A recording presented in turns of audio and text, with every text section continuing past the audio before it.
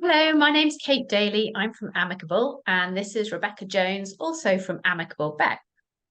We're here today to talk about navigating the festive period and some top tips from the Amicable team on how to work as a separated solo or co-parenting parent during the holiday period.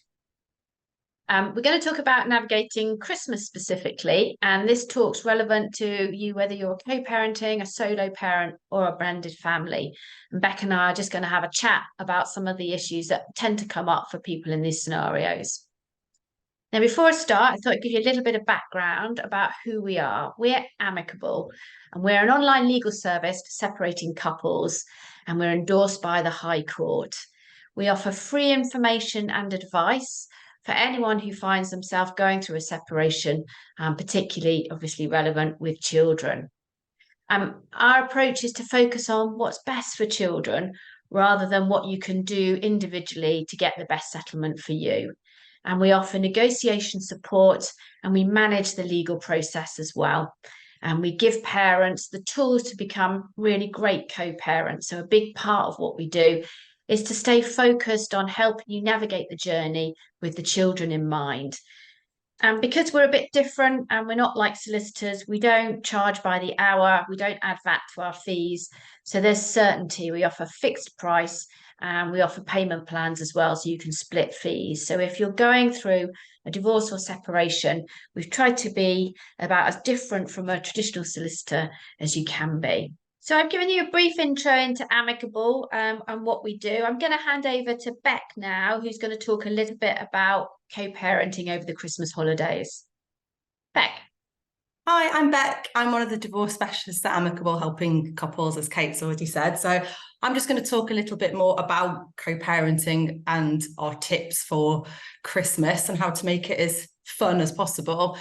The first one is obvious: plan in advance. I think we all know what a busy time Christmas is anyway, but planning the co-parenting and how you're going to structure that with your ex, is really important to do that as early as possible, so you all know what you're doing and where you're at, and there's no surprises. You can do that between the two of you, or you can use a co-parenting app, or if you're having any trouble, we offer sessions where we can actually help you talk it through constructively with your ex if you're struggling. You can try mediation as well, and there's lots of other coaches out there that can really help you to do that planning if you're finding it hard between yourselves. And then, as for everything with your children, do remember that the time you spend with your child, it's the quality, not the quantity. And sometimes we can focus on, well, I've got my kids for this percentage and you're at this percentage, and it's not helpful for the kids and it's not how they think. So I think really remembering that at Christmas helps. They want to have a good time with you, mum and dad, and they want the quality time. They don't remember how many days they've spent with either of you. They just want to be having a great fun time with you both. Then obviously the next one of our top tips is to stick to your agreement. So once you've made your plan for Christmas and you both know where you are with it, it's really important to stick to that and make plans. If you have got some work days that you need to, or a work party or anything, you've made childcare plans for that, so you can all know where you're at, no hidden shocks, and you can just carry on with what you've organised and planned. On saying that, then obviously sometimes at Christmas is our next tip: do be prepared to compromise on some things that might happen. So, for some reason things happen at Christmas, don't they? Health things or accidents or whatever, and there's an unexpected thing. So do be prepared to compromise in that time if it's an unexpected or unavoidable thing that's happened between you and your ex. I think that's an important thing to remember. Don't get stuck on it, but do be prepared to compromise if things change. Another tip is gifts. It's a hard time, especially at the moment with everything cost of living, is getting all the gifts for your children and making sure they have what they want, or at least you can, get some things on their list. But agreeing a budget with your ex or your co-parent is a really good thing to do, so that you feel like you're both sort of on the same page. If one person earns a lot more than the other, which can happen, it can feel hard at Christmas that you can't get what they want. Some people share and get a Christmas gift between the two of them. Some people don't. I don't think it really matters, whatever works for you. But I just think having that open conversation about budget alleviates that vulnerability for co-parents in the lead up.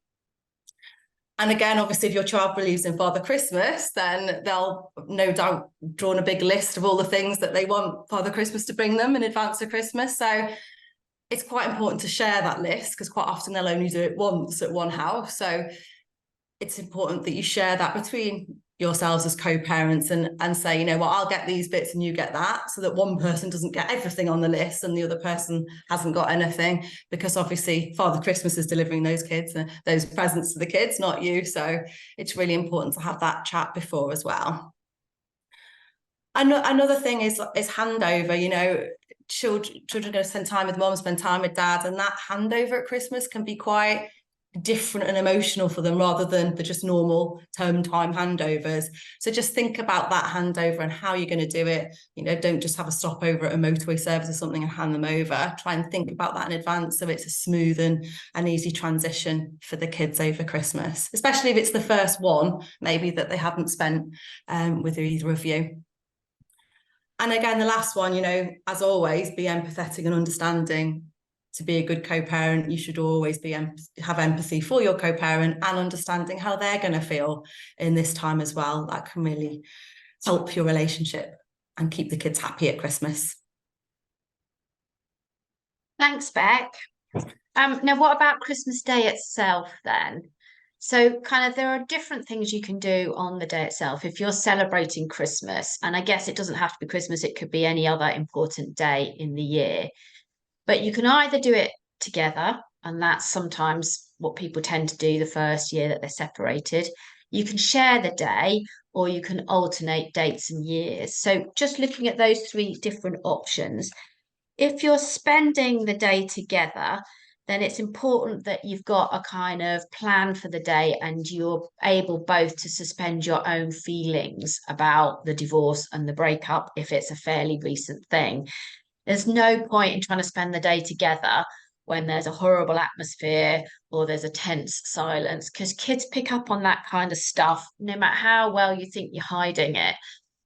They can feel the atmosphere. So if you're going to do the whole spend it together thing, then it's really important that you both feel able to, and you both feel that you're kind of right in the right space. If you don't feel that that's appropriate, you don't want to do it, or one of you just isn't in that place, then the other alternative is obviously to share the day. Now, the key thing about this is you don't want to spend the whole of the day traveling between the two houses and homes, because that's awful for the kids. So if you're sharing the day, you kind of have to do a sensible arrangement, and realistically, you've got to live quite close together. It is no fun just so you get your time on Christmas Day to make your kids sit in the car for 2 hours and travel between the two homes. So again, it's really about trying to prioritize how the kids are going to respond to this rather than our own feelings, which I know is really hard. It's easy to say and hard to do.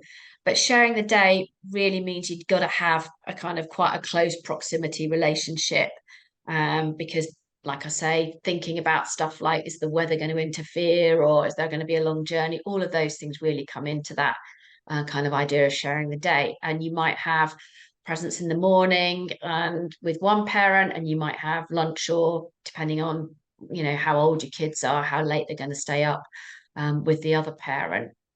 The other alternative, particularly as kids get a bit older, this tends to work quite well, is doing alternate dates and alternate years. So you might divide the Christmas period up from, say, Christmas Eve through to Boxing Day, and just slice and dice it so that you each have one year somebody's got Christmas Eve, Christmas morning and Christmas lunch. The next year someone's got Boxing Day, and, or, you know, the Christmas evening and the Boxing Day. So you can slice and dice. There are no rules about what you should or shouldn't do. The important thing is that you've got a plan that works for the two of you and that takes into account your geographies and your kids' ages and what's really going to help them and be best for them. So, thinking about the Christmas period, thinking about creating new traditions on Christmas Day and dividing up the day in a way that works for everybody is kind of really key here. And like I say, there is no right and wrong. This is about trying to be creative and think of a solution that works for your kids and your family. And I also think, Kate, just thinking about that as well, you can always celebrate a Christmas Day on a different day for you when you don't have the actual day. Absolutely think about celebrating it at a different time. Absolutely fine to do that. And I think that can work quite well. And sometimes as well, you've got New Year's Eve, haven't you, which is a celebration. So if you haven't got the Yeah. Christmas celebration, you can use that as a big sort of family celebration. Yeah, I like that bit. And it's kind of like about making new traditions, isn't it? So Yeah. sometimes, when we're first doing this, we're grieving the loss of how it used to be. But and of course we're going to grieve those losses, but also there's about this it being an opportunity to make new rituals and routines. And I certainly had that with my kids. We decided we'd make New Year a big deal, and we used to go Mm. into London, and they always wanted to go to the Lego shop. And so the thing was, we'd go into London, we'd go to the Lego shop, and then we'd buy these little Lego figures, and everybody would buy one. And over the years, we've Oh. kept all the little different Lego figures, and we just made a new thing about it because we hadn't had anything like that before. That wasn't something we did. We used to do stuff with other families and sort of all have big family parties. So just making those new rituals. And mine love it because now they still want to go into their not want to go to the Lego shop anymore, but we go into London, we have a Chinese meal or something, and it's just like finding the new way of being is really New important and celebration. making those new traditions. Yeah, I think you said, absolutely. like you said, Kate, grieving for that kind of old what you've done before is perfectly normal. You're going to feel like that. And I Yeah. think sometimes when it is like we touched on the first time that you're not spending time with your children, it can feel pretty emotional. But I've done it. I've spent my first last Christmas without my children. And Yeah. actually I had a great time, and you can enjoy it, but it's perfectly understandable to feel that grieving of what you had. Do it, grieve it, and then, like you say, plan these new future traditions that then become equally as lovely, as things that you've done Yeah. historically. Yeah. And it's worth acknowledging, isn't it? There are different types of parenting models. So I'm a solo parent, so my other parent doesn't get particularly involved. And there are a whole bunch of factors as a solo parent that I have to take into account that are maybe different to people who are operating in a blended family, for example. So just looking at, the solo parenting experience for a minute, and then we'll move on to the other things. I think the first thing is that just to remember you're not alone. I know it feels like it sometimes, but you're not. And there are always people around, friends, family, who are willing to help out. But what I've learned is it's no good just kind of them saying, oh, I'll help, just let me know. You have to be a bit better than that. You've got to be really specific with people with what you want them to do. So rather than just accepting sort of bland generalist, oh, I'll help if you want me to kind of statements, I always think people really respond well when you ask them something specific. So if you need some help in the run up to Christmas because you are literally tearing your hair out, spinning so many plates and juggling, ask people to do specific things for you, and being specific and giving them some direction about what you actually need from them is a little bit countercultural in British culture, but if you can get over yourself and do it, it definitely works a lot better. I think the other thing that I've learned as well, being a solo parent, is you have to get your kids involved right from an early age. I've involved mine in helping and doing stuff. So they've peeled potatoes, they've peeled vegetables, they've done all kinds of stuff. But making those things feel fun for them and planning activities to get them involved is kind of really key because it's a good way of doing sort of low cost fun things with them as well. So you can just do small things like we created a thing and we'd go and see the Christmas lights, but then we'd peel a whole bunch of vegetables, or we'd go to do Christmas lights and then they'd help me write the Christmas cards. So just kind of mixing it up a bit and getting those things where they're actually helping and contributing is a really good kind of way, I think, of involving them and keeping them occupied as well. Another thing is the clubs around Christmas and stuff get really booked up really quickly. So looking for low cost clubs and stuff requires a bit of planning. So you have to get them built in and sort of nailed down pretty quickly, particularly if they're school clubs. Because they don't have such good sort of out of hour care over the Christmas period sometime as well. So signing up for those things early is really important. And just being, there are lots of apps you can get now that sort of talk about the different clubs that are on offer. And Frollo have got a really lovely, supportive parenting app, and you can go on Frollo and look for clubs in your area and contact other single parents in your area as well. And when you're around other single parents, it's really good because they're coming at this with the same kind of perspective. So I remember with some of my friends, sometimes they'd want to do very nice things, but they'd be quite expensive things. And I'll be like thinking, I can't really afford to do that. But if you hang out with other solo parents and single parents, then you often find we're all in a similar boat. And so we've all got our expectations managed around what kind of activities we're going to do and what the costs are. So I think that's worth just bearing in mind. And it definitely helps doing the whole swapping of the play date stuff around Christmas. I mean, we know this is a tried and tested, isn't it? Who's survived without having the old mutual play date thing going? It's massive. But if you don't know very many parents where you can share the play date stuff, then again, finding other people in the community that maybe aren't just school people, but maybe they're in brownies or scouts or whatever, and or cubs, and looking at those sorts of areas where you could have play dates, or if they play football or another sport, something like that, then just trying to expand your network out and getting those play dates going over Christmas can be really good. Because like I say, some of the clubs don't run quite so much around the Christmas holidays. And finally, as a solo parent, the one thing you've got to remember, and I know everyone bangs on about this and I know how hard it is, but it's a bit of self-care. It's the first thing that goes, isn't it, when we're busy, that we don't look after ourselves. But we all know as single and solo parents that if you go down, the whole ship goes down.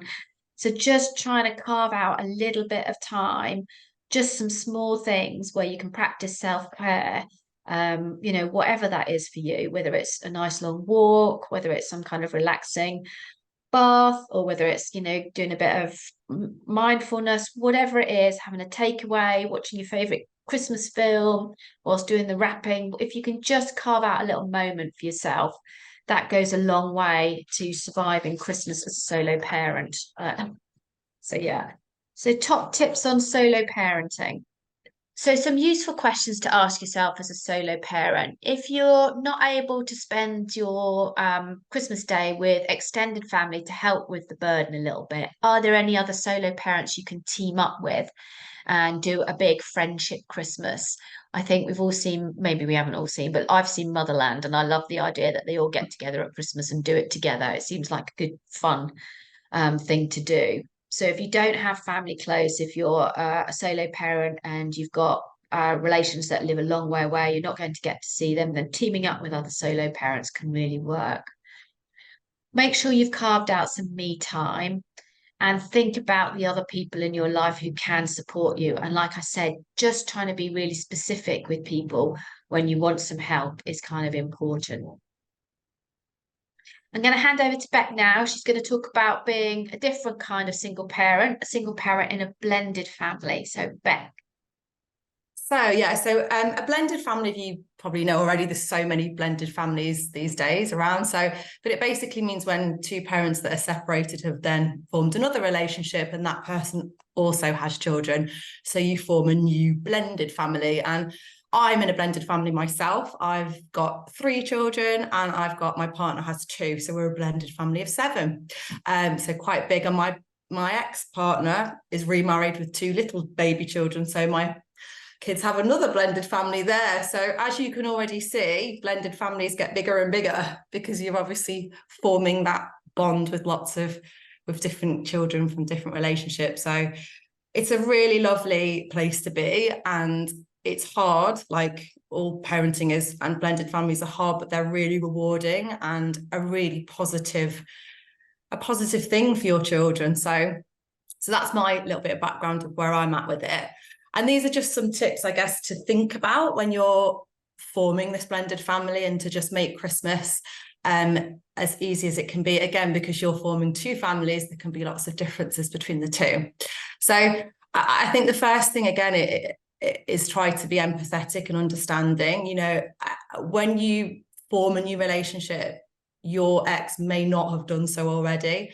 And actually, it can be quite hard for that other person to feel like someone else is coming into their children's lives. It's amazing and it's a really positive experience, but it's probably one of the hardest things you have to do as a parent, to accept another adult in your children's lives. So I think being understanding, if you're the first person to meet somebody else, then is a really important thing to feel, especially if you're in that honeymoon period, you're desperate for everything to work in your new blended family. But just be aware that the Christmas period can be quite emotional and emotive anyway. So don't rush to introduce that person into your kids' lives so that you can have a Christmas together. There's time for that, and you can have some lovely Christmases together, but just be mindful of how it feels for the other person, because it's hard, but it's a really good positive. I personally, my ex met someone before me, so I dealt with that part of it, the feelings, that how that felt.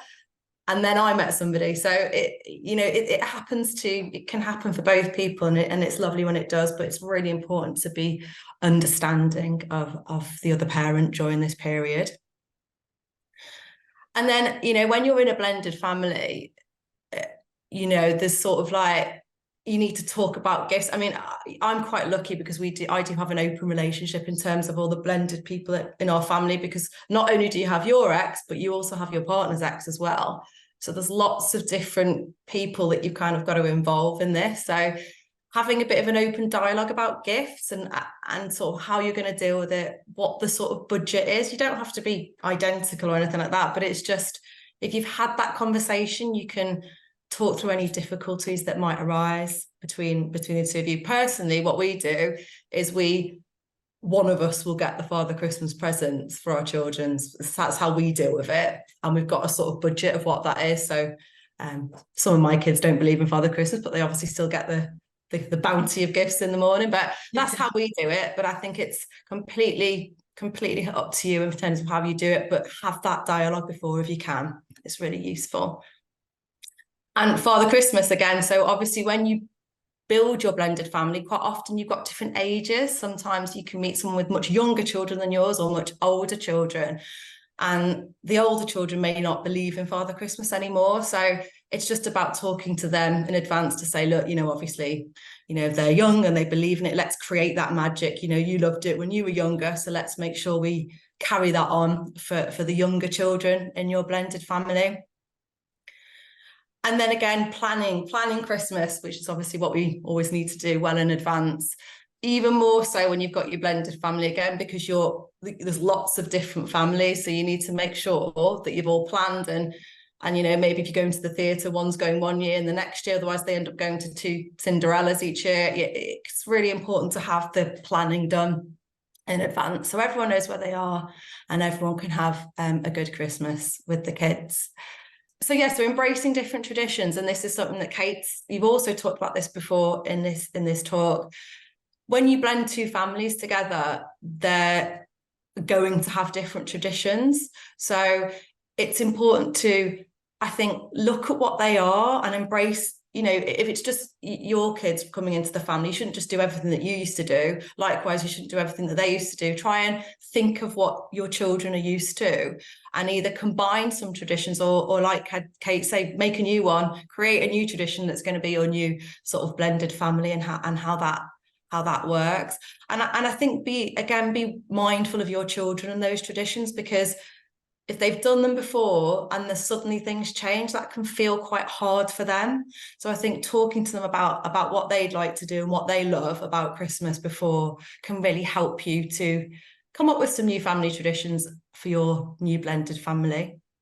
So finally, don't let a difficult ex ruin Christmas for your kids. Just focus on your kids having a great time, whether they're with you or with your ex. Just focus on what's important, and it's them, and you both love them. So just keep it so they're happy and that they know where they're at, and don't let an ex ruin it for them. Thanks, Beck. Yeah, I think the whole thing with this, isn't it? We don't want to sound like we're preaching, because everyone's going to have their own ways of doing all of this. It's just some tips in terms of the best things you can do and the stuff that I guess we've learned over the years from not just our own experience, but from talking to lots of people who've used the amicable service. and who talk to us about what works for them and what doesn't work for them. As Beck mentioned, we do offer co-parenting coaching sessions. So if you have any difficult issues that you want some help with, then we can certainly help. We have a special holiday negotiation service as well, where you can just book a one-off session for helping organise holidays with the children and your ex, and you can do that either as a solo parent or as a couple. And there's obviously a whole bunch of services here that can help, particularly if Christmas isn't going the way you think it's going. And we know with the cost of living crisis and everything else, it puts a tremendous pressure, much more pressure on solo and single parents than it does other people. And if you're at a crisis point and you're struggling to manage some of the day-to-day stuff, Gingerbread have amazing understanding of rights and entitlements. They have their helpline. We have citizens advice, advice local.